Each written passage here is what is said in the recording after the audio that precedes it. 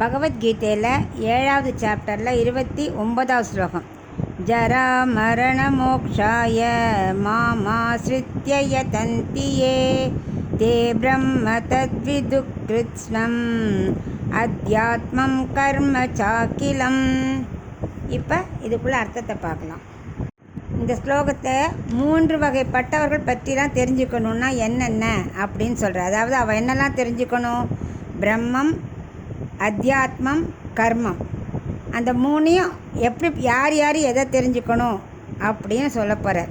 ஆனால் 3 வகைப்பட்டவர்களும் 3ஐயும் தெரிஞ்சுக்கணும். பிரம்மம்னா என்ன? அடைய வேண்டிய நிலை. அத்தியாத்மம்னா விளக்க வேண்டியவை. கர்மம்னா செய்ய வேண்டியவை. ஒரு இலக்கை அடையணுன்னா என்னென்ன செய்யணும், எதை விடணும், எதை அடையணும், அது தெரிஞ்சுக்கணும் இல்லையா? ஒரு இலக்குன்னு இருக்கணும் இல்லையா? அதை அடையிறதுக்கு எதெல்லாம் வேணும் அப்படிங்கிறத பற்றி சொல்ல போகிறார். இப்போ ஐஸ்வர்யார்த்தி, கைவல்யார்த்தி, பகவத் லாபார்த்தி 3 பேர் இருக்கா இல்லையா? ஐஸ்வர்யார்த்தின்னா உலக இன்பத்துக்காகவே என்னென்ன வேலைகளை செய்கிறது, அது ரொம்ப தாழ்ந்த நிலை, கடைநிலை.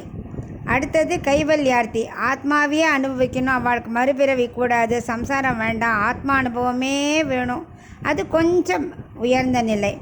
பகவத் லாபார்த்தின்னா பகவானுக்கே கைங்கரியம் பண்ணணும், பகவானே அடையணும், அவருக்கு பிடிச்சதே செய்யணும், பகவத் ஆசிரியிக்க என்னெல்லாம் பண்ணணும் அதை ஃபாலோ பண்ணுறவா பகவத் லாபார்த்தி. இந்த 3 பேரை பற்றி சொல்ல போகிறார்.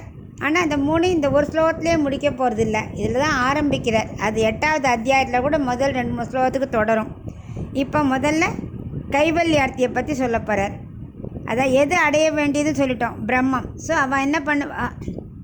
அடையிறது என்ன பண்ணுவா? முயற்சிக்கணும் இல்லையா? கண்ணனை ஆசிரியிப்பா. முதல்ல அடையணுன்னா என்ன பண்ணணும்? முதல்ல பகவானை ஆசிரியிக்கணும். எதை விளக்கணும்? மூப்பு, பிறப்பு, மரணம் இதெல்லாம் அவளுக்கு வேண்டாம். அதுலேருந்து விடுதலை வேணும்.